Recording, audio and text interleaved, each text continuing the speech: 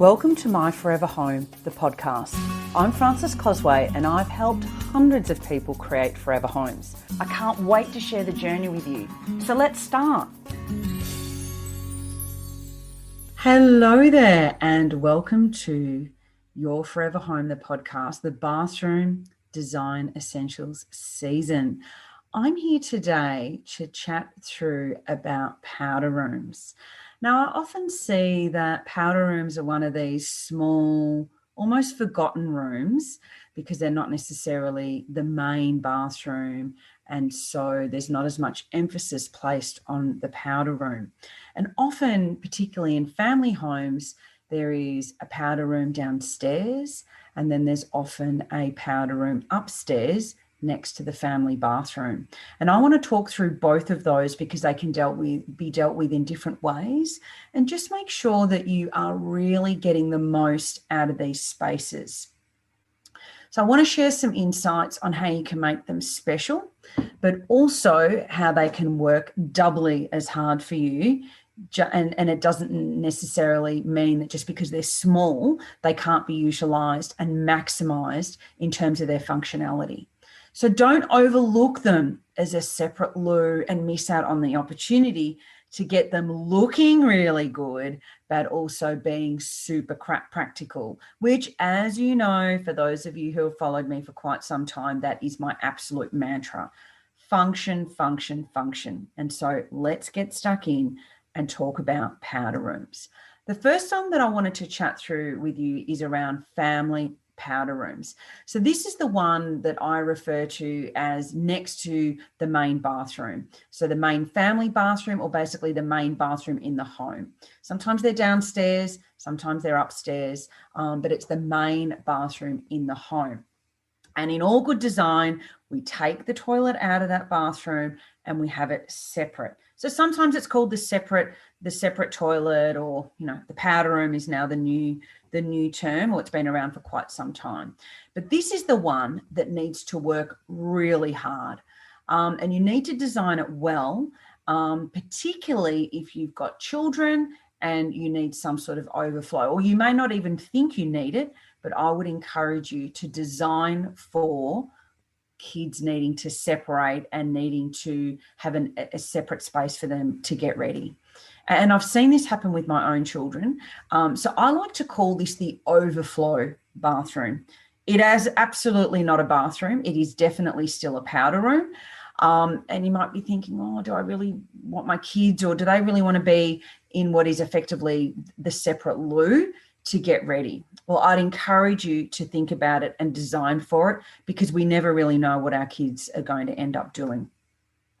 So the key point here is, and it obviously is if space allows as well, is we need to make sure and allow for and design for having it as an overflow, getting ready space. Now, if I just think about my two children, I've got two girls from quite a young age, and I was expecting this to happen when they were teenagers. So when I designed my home, I did have in mind that I was going to have two teenage girls, and I could just imagine that one of them wants to get ready in the bathroom and the other one's spending masses of time in there getting ready, and that was just going to create arguments and everything else. So I went, I'll do anything to avoid the arguments. So I intentionally designed the powder room that was next to our family bathroom so that it could be utilised, that it wasn't just the spare loo. So what I encourage you to do, and it's exactly what I've done, is there's really good storage in there. So there's a proper vanity in there where one of my daughters can put her makeup, or there's spare loo rolls, or whatever it is. There's soap there, whatever she needs. There's actually, I encourage you to have a vanity there, and it doesn't have to be large, but there is adequate storage. There's good storage in that space that it could actually be utilised. And obviously if you've got then a proper vanity, you've then got some good bench space.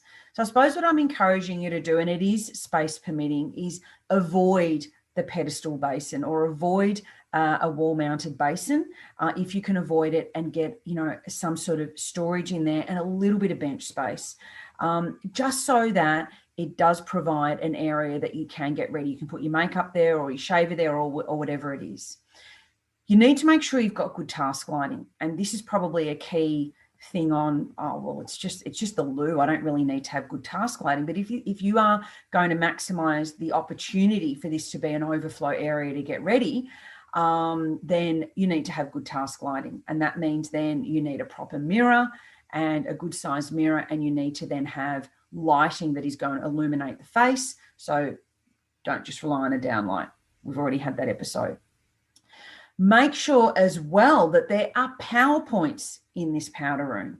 So that could be for toothbrush, could be for a hairdryer, could be for a shaver, whatever it is, get a power point in this room, because you never know when you are going to need to have the power point there for whatever it is. Get a good size mirror.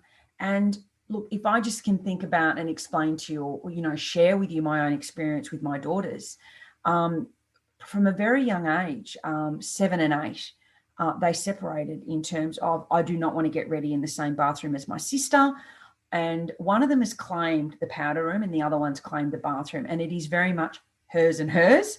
One of them's got their toothbrush in the powder room. She's got her brush in there. She's got her, her own little things in there to get ready. And she really has claimed their space, because already at that young age, that was, oh, I don't want to get ready with her, and that's my bathroom. And so they didn't argue about who was going to have each area. I think the older one just said, I'm getting out of here because you're there, and I'm going to go to the powder room. So I really expected this to happen at a much older age, when they were much older, that, when they're teenagers and they wanted to get ready, that they would then want to have their own space. But it's happened really, what I regard as really, really young. So if you've got more than 2 children, I think that then the opportunity to make this powder room work super hard for you is even more important, because, you might have 2 getting ready, you might have kids of the opposite sex, and they don't want to be in that bathroom together. So this overflow powder room, or what I call the overflow powder room, it's just my own term that I've coined, it is absolute gold. And if you can just imagine that you have only got a wall-mounted vanity, or wall-mounted basin, I should say, and there's no PowerPoint, it's very, very limited what that space could be. So that is my top tip for your family powder room. Now I want to talk about the guest powder room. And look, in some homes, this may also be the family powder room. So for example, you may have a family bathroom downstairs, and next to the family bathroom is the powder room, which is the guest powder room, as well as being what I was just talking about before, could be the overflow getting ready space for the family as well. Doesn't really matter. These principles will apply. You still want to make sure you've got good storage there, and so forth. But the guest powder room, if it is really just for guests, that it's your kids are not going to use that for getting ready necessarily, that's separated by a floor, or it's separated with quite a lot of distance from the main family bathroom, and that this is the area that your guests are going to go to, pretty much is the only space they're going to go to, then go wild. So this is a golden opportunity to break some rules. There are no real rules anyway. It's your home. So I really, really encourage you to go all out, add some personality, be a bit crazy. You might want to use bright or bold colors. I had one client that we found an iridescent 3D type mirror wallpaper. It was like going into a nightclub, and their house was really quite conservative, and he just thought that was the best thing. And it's only in the powder room. It's like it creates a really interesting talking point, and it doesn't matter what the rest of the house is like. Again, we're talking about forever homes. This is your space. This is what you're creating for you. So why not just create something a little bit brave, and where you can really let yourself go wild. We really encourage our clients to choose something for their powder room that they may not be brave enough to have in the main bathroom or their ensuite, or that just wouldn't gel with them as their own getting ready space. And it's been so encouraging to see our clients really embrace the thought of, yeah, I'm going to really do something that is a bit crazy or a little bit wild, or that I'd never do anywhere else in my home, but I'm going to go, all out in the guest bathroom or the guest powder room. So a really popular choice for our clients is a wallpaper. And there are so many different wallpapers out there. You don't have to think wallpaper is psychedelic 60s, bright florals and all of that. There are just amazing wallpapers out there. You might go really, not as out there. You could do like a linen or create some texture in the space, which is something really different anyway. Or you could go all out and get a really bold botanical, or you could do something that is iridescent, something that's got glitter, a glimmer, whatever it is. There is just so much out there. The only thing you need to be mindful of really is to try and stay away from paper-based wallpapers and go for a vinyl, commercial grade vinyl, which, is used in lots and lots of restaurants and nightclubs and so forth. It's washable and it's really, really heavy duty. I have actually used, particularly overseas, paper-based wallpapers in powder rooms. And it's not a concern, but if you're a little bit worried and you've got kids or, you want to be able to wipe the walls down, then stay away from the paper-based ones. But, wild tiles could be also another option, particularly if you think, I don't quite want to have that in my own bathroom. I think that would drive me crazy getting ready. But you might choose a pattern that you love. You might have it on the floor. You might have it on the walls. But, there is really a great opportunity here.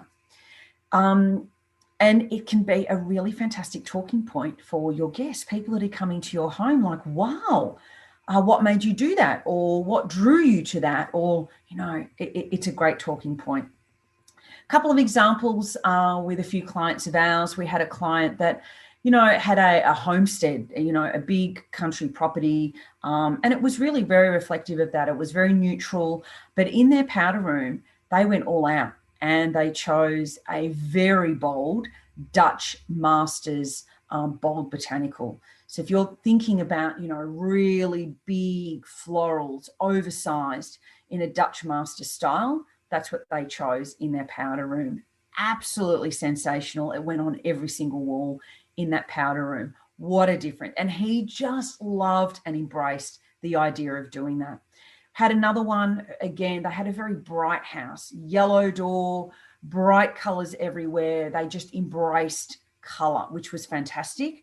But in their bathroom, they went down a different look altogether and they did they had a black-based tropical wallpaper.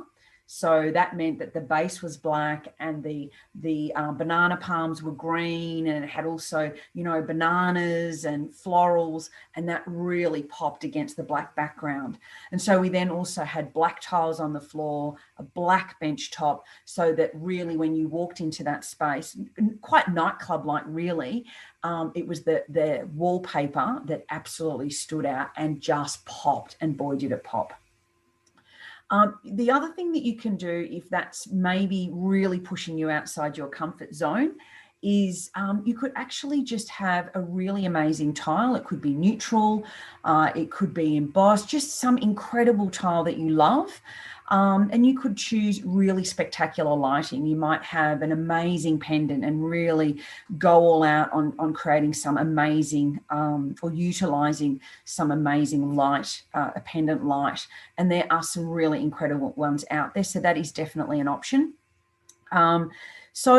You don't necessarily have to gravitate to something that's bold and colourful and everything else. But I think my point here is, you don't have to let it marry in with the rest of the house. It doesn't have to.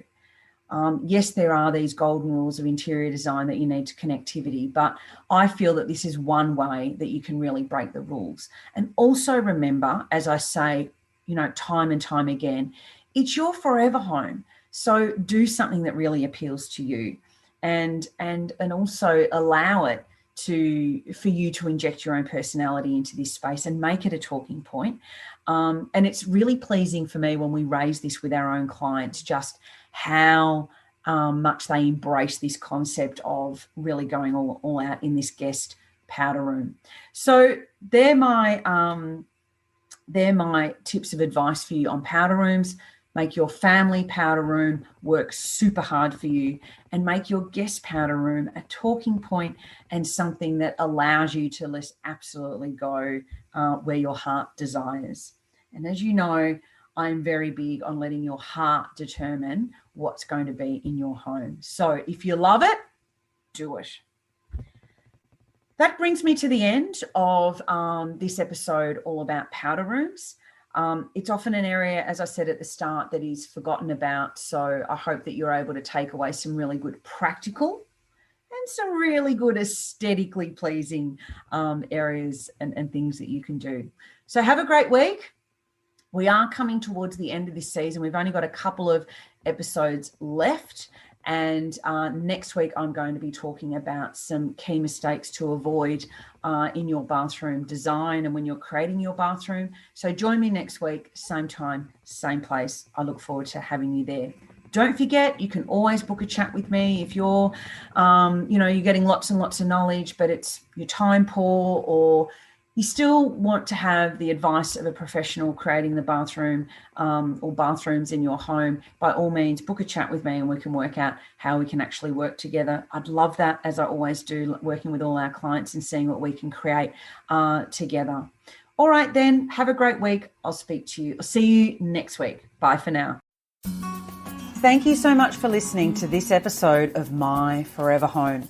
If you're ready to renovate or build a new home and you need help to create a beautiful and functional forever home, you can book a chat with me directly at whitepebbleinteriors.com.au/chat. Have a great day.